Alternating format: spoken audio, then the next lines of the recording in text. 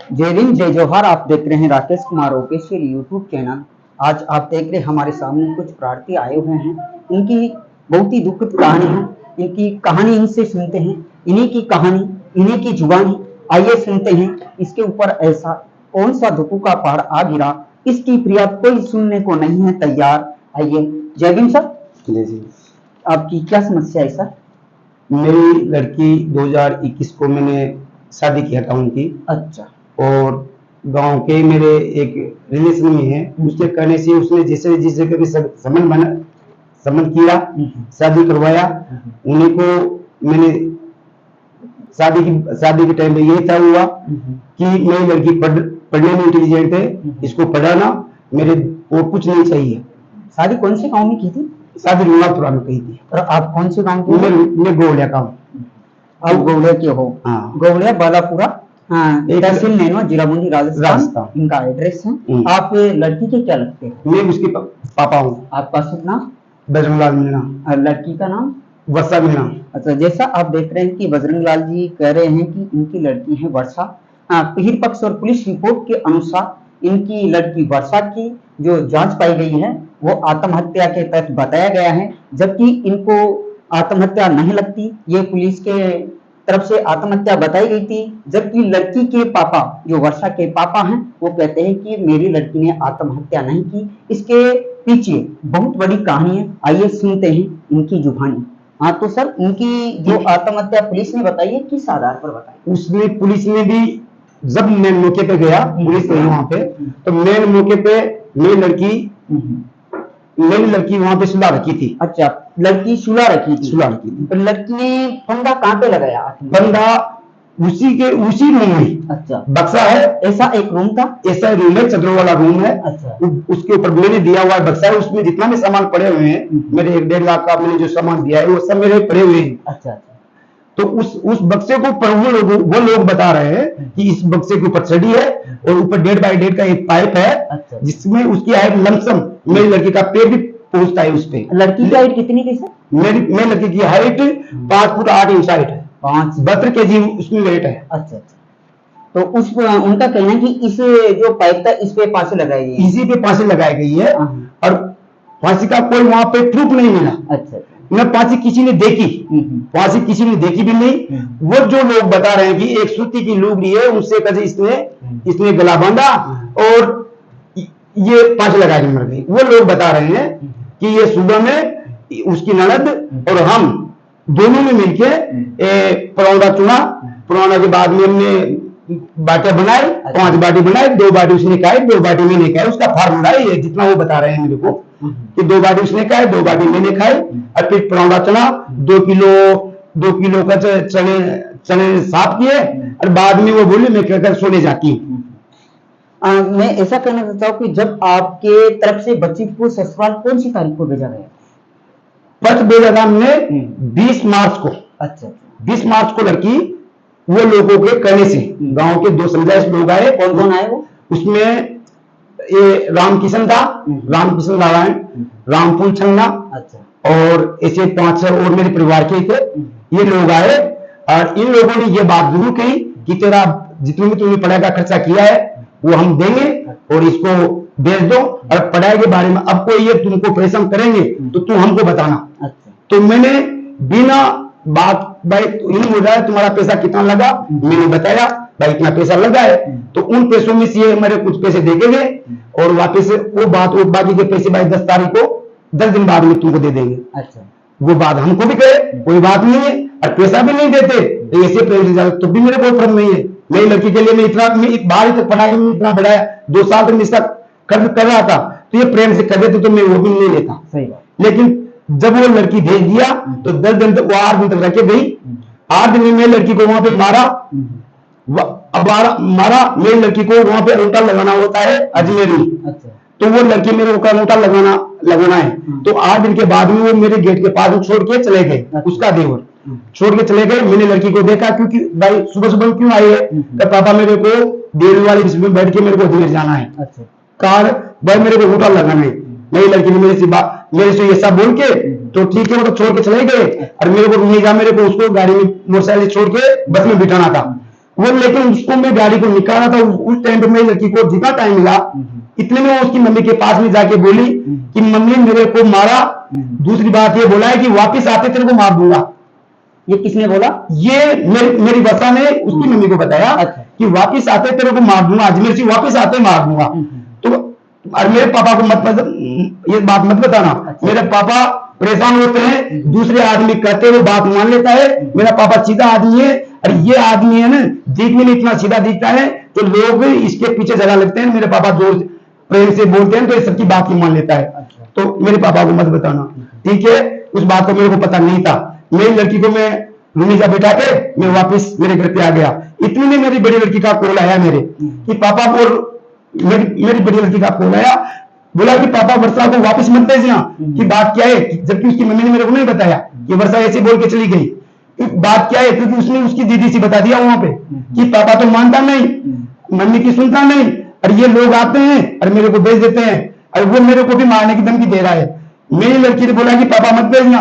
मैंने मेरी बड़ी लड़की से बोला कि तुम जब भाई वो तुमको गाली देता है तो तुम कोई रिकॉर्डिंग किया करो। मैं मेरे बच्चों को भी डांटा, भाई ऐसे लोग जब ऐसी गंदी बात बोलते हैं, मारने की बोलते हैं, तो तुम रिकॉर्ड किया करो। रिकॉर्ड करना जरूरी है। लेकिन उसने रिकॉर्ड भी नहीं किया तो मेरी लड़की ऊपर गर्म हुआ। ठीक है, वो दूसरे दिन मेरे पास में वापस अजमेर से आ गई। अच्छा, अजमेर से आ गई तो वो मेरे फोन आया, DI का, अर्जी का फोन आया।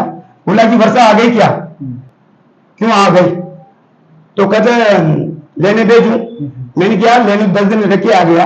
आवाज आने के बाद मेरी लड़की की पिटाई भी की है। तुम्हारी लड़की जो तुम्हारा लड़का आपस में तो है नहीं, अब तू आ जाता है मेरे गांव के आदमी को लेके मेरे घर पे, और मेरी लड़की को पिटवा रहा है। तू ले जाके पिटवा रहा है मेरी लड़की को, अब तू उससे कुछ कहता नहीं, तेरी चलती भी नहीं है, तो तू आता क्यों है? इतने में वो लोग फिर दूसरे दिन 2-5 आदमी लेके फिर आ गए। मेरी लड़की को बिठाया, उसको भी बुलाया कि उसको लेके आओ। मेरी लड़की के सामने उसने माफी मांगी, मेरी लड़की सामने आया, अब ऐसा कुछ नहीं करूंगा। और मैंने जो बोला उसका मैं कान पकड़ता हूँ। ठीक है, कान पकड़ लिया तो क्या करे? मेरी वर्षा बोलती थी भाई पापा ये इतना जालिम है कि ये तुम्हारे सामने इतनी गौ बन जाएगा कि इसका पता नहीं चलेगा। ये मेरे से जाके बाद में मेरे से धर्म करता है। तो मेरी लड़की ने बोला कि ठीक है बेटा, अब की बात तेरे को कोई परेशान करे तो फिर बताना। तो मैंने फिर 1 अप्रैल को फिर वापस भेजा। 1 अप्रैल को वापस भेजा तो 25 अप्रैल को मेरे को 2:05 में वापस कॉल आया। कॉल किसने किया आपको वापस? वो रामचंद्र, एक कसम चंद्र का नाम का था, उसी का गांव का। उसी ने शादी करवाई थी? नहीं, वो नहीं था, वो रामफूल था। अच्छा, रामफूल था। तो वापस उनका कॉल आया आपके पास? कॉल आया फिर, लेकिन वापस रामफूल भी बोल गया उसी कॉल से। अच्छा, रामफूल भी उसी फोन से। मैंने कसम चंद्र को मना कर दिया ना कि मैं जजाउर था, मैं तो जजाउर हूँ। बोला कि तू जल्दी आ। मैंने की क्या बात है? मैंने जल्दी आ। मैंने फोन नहीं उठाया, उसका फोन काटा रहा। फिर बाद में मेरे साला ने वो नंबर को लेके कॉल किया कि मैं इसका नाम बोल रहा हूँ, इसका साला बोल रहा हूँ, और आप क्या बात है? तो वर्षा फांसी लगा के मर गई। जब मैंने सुना कि मेरी बच्ची 25 दिन हुआ है आज, 25 दिन के अंदर मेरी लड़की कैसे मर सकती है, तो उसी हिसाब से मैं कुछ समझाने में बेहोश हुआ। बेहोश होने के बाद में 1 मिनट, हाँ, तो उसकी ससुराल पक्ष की तरफ से आपको कॉल आया कि आपकी बच्ची ने सुसाइड कर लिया। अच्छा, तो इसके बारे में मैंने पुलिस के कॉल किया। अच्छा। पुलिस ने मेरे बोला कि तू कहां पे? मैं जजाउर में। पुलिस गई, पुलिस वहां पे गई, पुलिस के साथ में गया तो मेरी लड़की बीच में सुला रखी थी। मेरी लड़की के गले में ओनली 2 निशान थे, लाल निशान। कोई मुंह में, आंखों में कोई डिफरेंस नहीं था। आपको कोई डिफरेंस नहीं था। आप जब वहां पे गए तो बॉडी नीचे रखी हुई थी या फांसी के फंदे पे थी? न तो हमने फांसी के फंदे पे देखी, हमने तो लिटाई हुई थी। न हमको फोटो दिखा रहे हैं, न हमने ऐसी कोई बात आप देखी जो वो फांसी की तक हम समझ सके। जब आप वहां गए तो आपने पूछा होगा इस बॉडी को फांसी से किसी ने नीचे उतारा, किसी ने देखा, किसी ने कुछ बोला क्या? उन्हीं के परिवार के, उसी के बारे में, उसी की बारे में बताया इस बात को। अच्छा। और किसी को पता नहीं, कोई नहीं कर सकता इस बात। फांसी के फंदे पे किसी ने नहीं देखा? किसी भी नहीं देखा। उनके परिवार को लगाने पे हुआ है वही, और इस बात को कहने वाले भी वही। तो एक सवाल यहाँ उठता है कि जब बच्ची ने अगर कानूनी तरीके से या प्रशासन की निगाह में यदि उन्होंने आत्महत्या की है, सुसाइड की है, तो फिर उसको सबसे पहले फांसी पे किसने देखा? अगर वो फांसी पे थी तो बच्ची के पिता यानी वर्षा के पिता या पुलिस प्रशासन को पहले कॉल करने का दायित्व बनता। यह शंका का बहुत ही बड़ा क्वेश्चन है कि यहाँ पर बच्ची ने आत्महत्या नहीं की, जबकि उसका मर्डर किया गया है, ये इनके पिता का कहना है। अगली बात हम इनसे जानते हैं कि किसी ने भी बच्ची को फंदे पे नहीं देखा, नीचे लेटा रखी थी, किसी ने नहीं देखा, लेटा हुई देखी थी। अच्छा। बस वही लोग बोल रहे हैं। आप ही लोगों से वहाँ पे पूछताछ तो की होगी ना गाँव में किसी से? पूछताछ वो सब मिले हुए थे, सब अच्छा सब मिल गए थे, मतलब उसका पूरा गांव मिल गया था उस बात में। उसके रिश्तेदार जितने भी लोगों ने संकल्प करना था वो पहले कर चुके थे। मेरी लड़की का मेरा अनुमान है कि मेरी लड़की रात में मर्डर हुआ है, मेरी लड़की का रात में मर्डर हुआ है। क्योंकि वो तो 11 बजे, तो उन लोगों का षड्यंत्र है कि 11 बजे ओपन करना है। 11 बजे गांव के आसपास में मैंने आदमी तक सूचना पहुंच गई और मेरे को 2:05 पे मेरे को सूचना दी। जब वहां पे गए तो बॉडी नीचे पड़ी हुई थी, तो आपने बच्ची के सिर पे कुछ चोटें देखी थी क्या? चोट देखी थी। अच्छा। गले में, मतलब गले में ये लगा हुआ था, पेड़ हाथ पैरों में लगी हुई थी, हाथ गोड़े पे लगी हुई थी, ये गोड़े पे लगा हुआ था, पीछे लगा हुआ था। कुल मिला के इतना लगा हुआ था। तो मैंने 2-4 देखी, मेरी वो जब देखने लगी तो उसको देखने नहीं दिया, देखने नहीं देने दिया, किसी को देखने नहीं दिया, देखने नहीं दिया। मैं मौके पे जो पूछी उसने मुआयने किया तो उसमें 8 चोटें उसमें लिखी है। अच्छा। अब पोस्टमार्टम की रिपोर्ट में 2 चोटें बताई गई है। तो दूसरा क्वेश्चन यहाँ ऑब्जेक्शन होकर यहाँ पे आता है कि यदि बच्ची ने सुसाइड किया, मर्डर किया है, आत्महत्या की है, अगर बच्ची ने स्वयं ने वर्षा ने आत्महत्या की है, तो उसके शरीर पर चोटें आने के कोई सवाल ही नहीं होता। आत्महत्या करने वाले के सिर्फ गले में वी आकार का निशान पोस्टमार्टम रिपोर्ट में होता है, जबकि बच्ची के पूरे शरीर पर, पिता का कहना है कि पूरे शरीर पर उनके चोटें लगी हुई थी और कुल मिलाकर के उनके बदन पर 8 चोटें थी। हाँ, तो आपने वो 8 चोटें देखी? मैंने देखी। अच्छा, पुलिस वालों में लिख रखी है। उसके बाद में उस सब को कहाँ पे ले गया? उस शव को हम पोस्टमार्टम के लिए लेने के आए, मेरे साथ में कोई मेरे गांव के नहीं आए। इन लोग, इनके गांव में इतने एकता थी कि 25, 30, 40 मोटरसाइकिल आई। डॉक्टर साहब से भी ये मिल रहे थे, ये क्या बात कर रहे थे। और मैं तो 2 साल में था, मेरा साइन करवाया। साइन क्यों करवा रहे हैं मैं नहीं समझ पाया। बाद में पता चला कि तूने साइन कर दिए इसलिए आदमी बरी हो गए। जबकि जब मेरे को ये बरी करना था तो मैं पुलिस को कॉल क्यों करता, मेरी लड़की की चिराफारी क्यों करवाता मैं। लेकिन ये लोगों इस आदमी पर मेरा शक क्या, वो पहले बोल चुका था, बोला कि इसका मैं अजमेर से आते में मर्डर करूंगा। तो उसने, हम तो मजाक में समझे थे या कहते रहते हैं, लेकिन हकीकत कर दिया। तो आपने ये शिकायत कहाँ पर की है? ये शिकायत मैंने 181 पे कॉल अजमेर जयपुर किया। जयपुर के बाद में वहां से 181 पे क्या फीडबैक आया, उन्होंने क्या बताया? वो लोग भी बताते हैं कि आपकी लेवल का वो तस्वीर वहां की कार्रवाई होगी आपकी। अच्छा, उसके बाद में हम यहाँ पे डिप्टी साहब एसपी साहब, सीआई साहब के पास में आए। बोला कि आपका उस दिन तुम्हारा एसडीएम साहब के पास में जांच चल रही है। एसडीएम साहब हमको 4 महीने से हमको बस ऐसे ही चला रहे हैं, केवल चल रहा है। जबकि बस 4 महीना हो गया, जांच चल रही है। हमसे न तो कुछ पूछते हैं, हमारा एक दफा बयान लिया है। अभी वर्तमान में जांच किसके परिधान में? एसडीएम साहब के पास में। तो आप जैसा देख रहे हैं कि 25 तारीख के दिन इस बच्ची ने मर्डर किया था और 25 अप्रैल 2023 को इस बच्ची ने मर्डर किया था। और आज आप डेट देख रहे हैं कि इस अगस्त के महीने के अंत तक भी इस जांच में अभी तक कोई कार्रवाई नहीं हुई है। तो पुलिस प्रशासन का रवैया देखते हैं। और ये एक बार मंत्री के पास भी जा चुके। मंत्री साहब के पास में जब आप गए थे तो मंत्री साहब ने आपको क्या आश्वासन दिया इसके में? मंत्री साहब बोले हमसे, बोला कि इसकी पोस्टमार्टम ऐसे बोल रही है। तो हमने बोला कि साहब पोस्टमार्टम रिपोर्ट ये बोले कि फांसी किया है, लेकिन फांसी किसकी वजह से किया है? मेरी लड़की शादी करने के बाद मेरे पास में रह रही है, मैं बेसिसी करवा रहा हूँ इसके पास में ओनली 8 दिन पहले भेजी तब रही और 1 अप्रैल को भेजी तो 25 अप्रैल तक वहां रही। इसके अंदर 25 अप्रैल को तो उसका मर्डर कर दिया। 25 को मर्डर, 25 का तो मर्डर का फोन ही आ गया मेरे। अच्छा, अभी एसडीएम साहब ने नैनवा वाले की जो जांच चल रही है तो उन्होंने क्या बोला? बस जांच चल रही है, तुम्हारा मुजरिम एक ही है। हमने मानते हैं, हम भी वो बोले कि हम भी मानते हैं कि ये मर्डर है, लेकिन हमारी जांच चल रही है। हमको आश्वासन देते हैं और 5 दिन बताते हैं, 10 दिन बताते हैं, ऐसे करते करते हम 4 महीने तो भुगत रहे।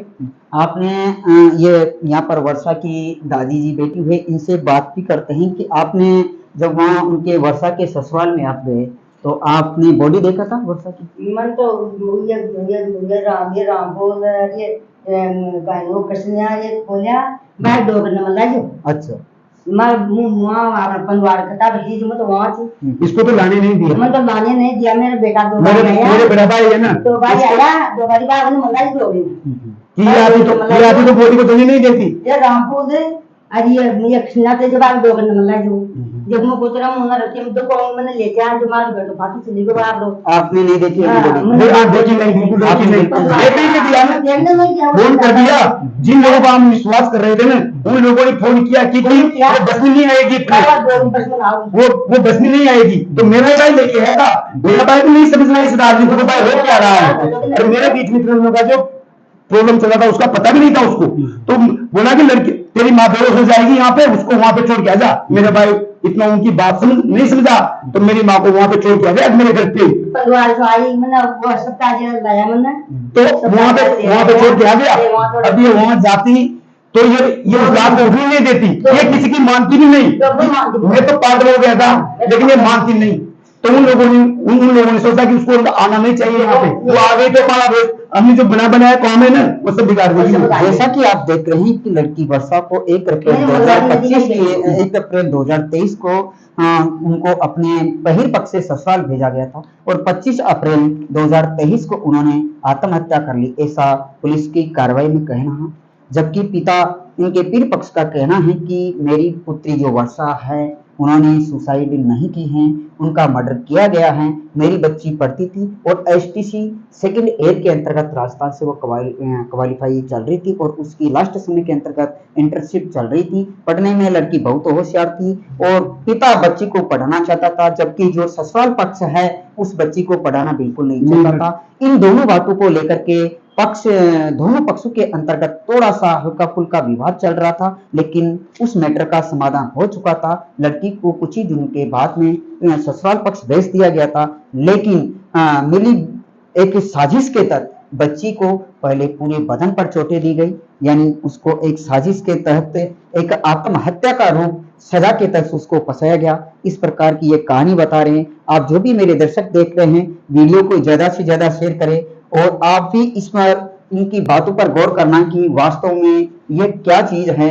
राजस्थान की जो सरकार है, राजस्थान की जो पुलिस है, कितनी बेपरवाह है कि ऐसे गरीब एसटीसी, ओबीसी, माइनॉरिटी, अल्पसंख्यक की कभी इन पे ऊपर राजस्थान के अंतर्गत सबसे ज्यादा जोर और जुर्म होता है, लेकिन इनकी सुनने वाला कोई नहीं है। और हमारा YouTube channel RK Surgali YouTube channel हमेशा गरीब बेसहारा असहाय लोगों की आवाज को बुलंद करता रहता है और आपके सामने ऐसे तथ्य पेश करता रहता है। मैं आपके सामने एक ये कार्यालय जिला पुलिस अधीक्षक की रिपोर्ट है, जिसमें परिवार रजिस्टर के क्रमांक 582 इस पर दर्ज किया गया था और परिवार शाखा ये बूंदी जिला एसपी जे यादव के पास में भी गए थे, लेकिन उन्होंने जे यादव साहब ने भी इसको आश्वासन दिया है कि कार्रवाई चल रही है। लेकिन ये कार्रवाई कब तक चलेगी, ये सवाल सबसे बड़ा उठता है कि ये कार्रवाई कब तक चलेगी। 5 महीने के अंतर्गत भी ये कार्रवाई समाप्त कब होगी, इसका कोई अंत नहीं हुआ। अभी तक पुलिस और एसडीएम साहब नैनवा के जो शत्रुघ्न जी हैं, उन्होंने इस पर संज्ञान तो ले रखा होगा, लेकिन ये कार्रवाई का आश्वासन बता देते हैं कि कार्रवाई चलती है, लेकिन ये परिवार वाले संतुष्ट नहीं है।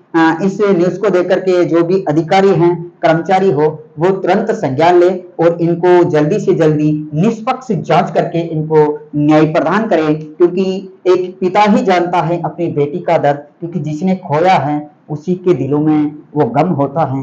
पिता बहुत ही मुश्किल से अपनी इस अंधविश्वासी परंपरा से उठकर लड़की को पढ़ाया था, जबकि इस समाज के अंतर्गत बच्चे को एक प्रयाधन माना जाता है। जबकि ये एक ऐसे पिता मेरी सच आंखों के सामने जिन्होंने अपने बच्ची के लिए सब कुछ कुर्बान किया और उस बच्ची को पढ़ाया। तो आप ऐसी मुझे 2 बातें, एक ऐसी बात बताओ कि इसके आधार पर आपको वो मर्डर नहीं लगता, कि मर्डर है, आत्महत्या नहीं लगती। मर्डर इसलिए है कि लड़की उस एक तो हमने कुछ देखा नहीं, पहला काम है उस कुछ देखा नहीं। दूसरा क्रम है कि मेरी लड़की के चोटें लगी हुई है। तीसरा क्रम है कि मेरी लड़की को जितना टॉर्चर करा था वो आग भेजी थी, उस टाइम में मेरी लड़की को वो मारने के लिए बोला कि अजमेर से आते तेरे को मार दूंगा। मैंने कर दिया। पहले वो नहीं, मेरे उसके 8 दिन पहले वो गई, 8 दिन रख के वापिस आई तो उसकी मम्मी को बता के चली गई कि मेरे को मेरी पिटाई भी की है और ऐसा भी बोला है कि वापिस आते तेरे को मार दूंगा। तो मैंने वापिस तो भेजा नहीं, लेकिन हमने रोक लिया और उसको फिर बोला कि तुम्हारे लड़के ने मेरी लड़की को मारा भी है और मारने की धमकी भी दी है। फिर वापस वो 2-3 आदमी वापस आ गए और फिर मेरे को समझा दिया और समझाने के बाद मैंने 1 अप्रैल को फिर भेज दिया। दो बार मेरे को मेरी लड़की कहती रही कि मेरे को साल भर दे दो, मेरे को पहले दो, मेरे बेटी से उजड़ने दो। उसकी मम्मी भी कहती रही, लेकिन मैं माना नहीं। और उन गाँव वालों की बात में, उन समझदारों की बातों में आके आज मैंने मेरी लड़की को खो दिया। आपने लड़की को खो दिया। आप पुलिस प्रशासन राजस्थान सरकार से क्या कहना चाहते हैं? मैं पुलिस प्रशासन से ये कहना चाहता हूँ, मेरी लड़की को न्याय मिले। मेरी लड़की वो तो वापस नहीं आएगी, लेकिन जो मुजरिम है, जो हत्यारे लोग हैं, जो हत्यारे आज घूम रहे हैं और मेरे को ये भी धमकी दे रहे हैं कि तेरा क्या, उनका क्या होगा, अर्जी का क्या होगा। कहने वाले हमारे पास कितनी सूचना दे रहे कि उसका कुछ भी नहीं दिला सकता तू। तो मेरी लड़की भी गई, धमकियां भी मेरे को मिल रही है, और तेरे को यहाँ से उठवा लेंगे, तेरे को यहाँ से उठवा लेंगे, ऐसी मेरे को धमकी भी दे रहे हैं। और बताओ, अब मैं उनसे लड़ नहीं सकता, कोई मेरे साथ में, कोई साथ परिवार नहीं है, कोई नहीं है। आज मैंने चैनल का सहारा लिया, तो मैंने यहाँ से गुंजाइश की है कि मेरा न्याय करवा दो। एक दिन साहब सीधे बोलते हैं, हमको बार बार के आश्वासन मत दो, हमको जो भी न्याय दिलाना है दिला के हमसे रात लो। मैं गरीब आदमी, रोज लो तो मेरे को जंगल में रहता हूँ, मैं वहां से आता हूँ, मेरे पास में कोई 8 बीघा जमीन गहना रखी है उस शादी के अंदर, और मैं पूरा बर्बाद हो रहा हूँ, और रोज भी दे रहा हूँ, 200 रुपया और खर्च होते हैं, मेरे पास में अब पैसा भी नहीं रहा। जैसा कि आप देख रहे हैं कि गरीब पिता किस प्रकार एक अरदास कर रहा है। आप जितने भी मेरे दर्शक हैं, अगर आप में मानवता का संदेश है, मानवता का संदेश देना चाहते हैं, तो इस वीडियो को ज्यादा से ज्यादा शेयर करें और सरकार की नींद को खुलवाने का प्रयत्न करें, और सभी को टैग करके एक रिपोर्ट, कमेंट अच्छा सा जरूर करें। सभी साथियों को जय भीम, जय जवाहर, जय संविधान।